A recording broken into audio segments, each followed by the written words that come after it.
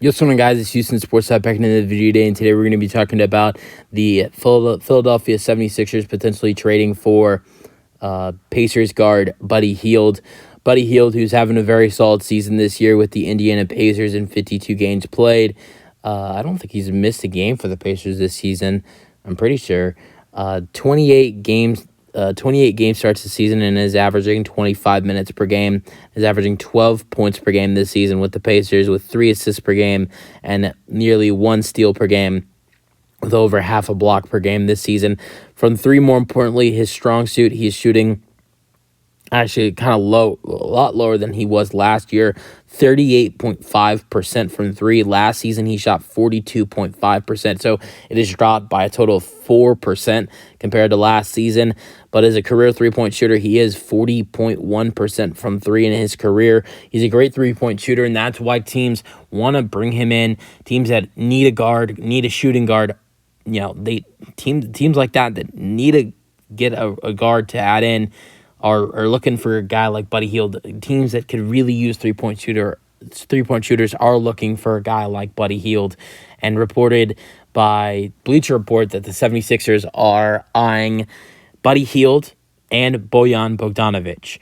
I think more likely it's for the Sixers, it's probably more likely that they would acquire Buddy Hield than Bogdanovic, but I think both are possible. I think the trade for Bogdanovic would be a little bit more tricky. I think Tobias Harris could be involved, possibly. I know that sounds crazy, but the Pistons are very interested in Tobias Harris. So if the 76ers are interested in Bogdanovic, I would imagine maybe the Pistons would say, we want Tobias Harris. I don't know. This is just my thoughts. But I think for the Sixers, I think Buddy Hield, obviously, he's an expiring contract. Bogdanovic has a year left on his deal after this season, so that's the decision you want to make. But I think Buddy Hield's going to be the cheaper option for the 76ers. And they're Bogdanovic and Hield are both great three-point shooters. But honestly, if I was the 76ers, I'd go after Buddy Hield. Here's a potential trade I have come up with to land Buddy Hield in Philadelphia. It would send De'Anthony Melton, shooting guard who has been injured recently, and Robert Covington with a 2024 second-round pick, which is via the New York Knicks. I imagine that will be a late second-round pick with the way the New York Knicks are playing recently. Man, are they balling. But Melton has been really solid this season when healthy, has been good defensively, has shot the ball well.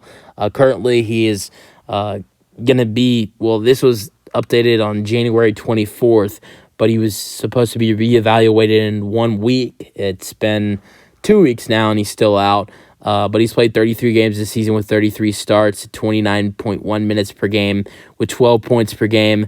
He's averaging, that's what I'm talking about. He's been great on the defensive side. He's averaging nearly 2 steals per game, a career high, 1.7 steals per game. He's averaging 0.6 blocks per game. He's averaging 3.2 assists per game. He's averaging 4 rebounds per game. And from three, where he is shooting really well this season, he is shooting 36.3%, which is actually the lowest since the 2020-21 season. He shot 39% last year in Philadelphia. He shot 2021-22 season with Memphis, shot 37.4%. And then the 2021 season with Memphis shot 41.2%. So that's his lowest in a while. Still shooting good from three, though. Just a low for him recently. And then Robert Covington, a guy who was a part of the James Harden trade, and where we saw Robert Covington, KJ Martin, Marcus Morris Sr., and I believe one other player. It was Nicholas Batum. 4 players, 4 forwards being traded to the Philadelphia 76ers for James Harden and PJ Tucker. PJ Tucker is probably a guy that will get moved tomorrow on the trade deadline, or if not, bought out. This season, Covington has been solid with Philadelphia. Played 3 games with 3 starts with the Clippers. Didn't do much for them. Only had, a couple minutes of action. Average 23 minutes per game. But we'll just go over what he's done with both teams. With both teams, he's played 29 games this season with 6 starts and averaging 16.8 minutes per game. With both teams, he's averaging 4.4 points per game this season with 1.3 steals per game. He's also averaged 3.3 rebounds per game and 1 assist per game from 3. Another solid 3-point shooter. He's shooting 33.9%, which, just like Melton, that is actually a career low for him too. Or not a career low. but it is his lowest in a while. 2022-23 season with the Clippers shot 40%. 21-22 season shot 37.8%. 2021 season shot 37.9%.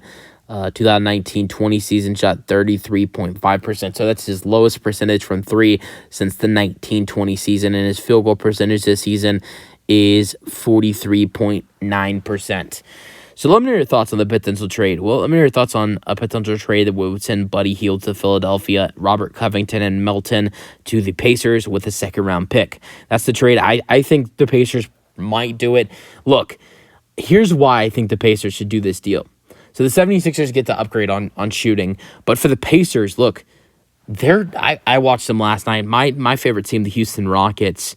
I know we lost, but they give up a lot of points. I mean, the Rockets, we put up 75 points in the first half. We scored 130. I mean, I know, and that's also without some players. It's without Tari Eason, Fred VanVleet, a couple other players were out for the Rockets. So that's an injured Rockets team putting up 130 against the Pacers on the road, where the Houston Rockets are terrible on the road this season. The Rockets have been a lot better. I'm saying that as a Rockets fan, but they have been really good at home and complete trash on the road.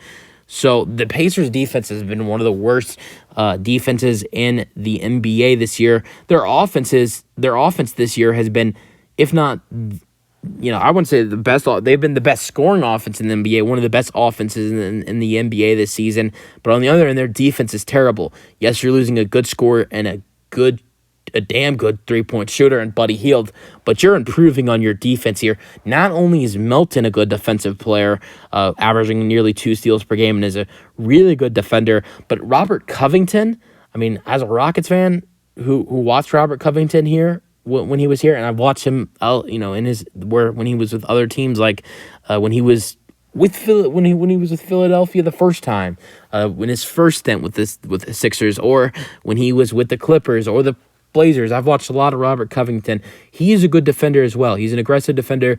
And I think for the Pacers, not only are you getting a second-round pick for an expiring deal, but you're also getting two guys that are going to be free agents. It's an expiring contract for 2 expiring contracts. But these are 2 guys that can help you with your defense now and still be productive with three-point shooting. I don't know if Philadelphia would be willing to give up Melton and Covington, but I know this would be a trade. Another Buddy Hield trade that would be a W for both teams. We saw the Buddy Hield and Tyrese Haliburton trade where both teams benefited with the Kings and the Pacers. I think this could be another Buddy Hield trade where both teams benefit. Let me know your thoughts on the potential trade in the comment section, and peace out.